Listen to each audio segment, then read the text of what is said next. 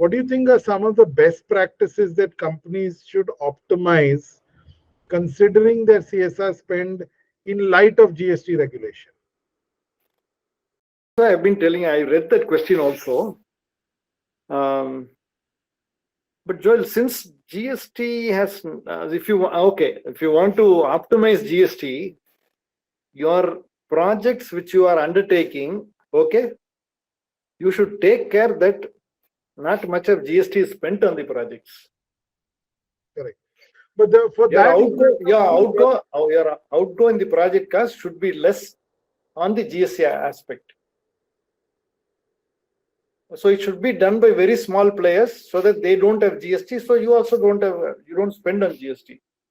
If you're using large players, everybody comes for the service, they will come with the GST.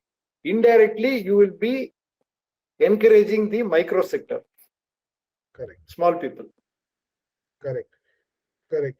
But I think also, the GST Council, they have very limited opportunity, projects that get a GST grant under the GST law. There is a particular, there are projects like if you do AIDS awareness programs, it is GST exempt.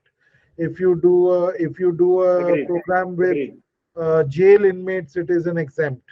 Yes. I think they need to widen the net because, my opinion on this is that, since corporates are already being taxed and post the tax, they're entitled to spend a certain amount of money if their turnover is over a certain amount of money, and if their profits or their bottom line is over a certain amount of money. Post them paying tax, they are supposed to implement these projects.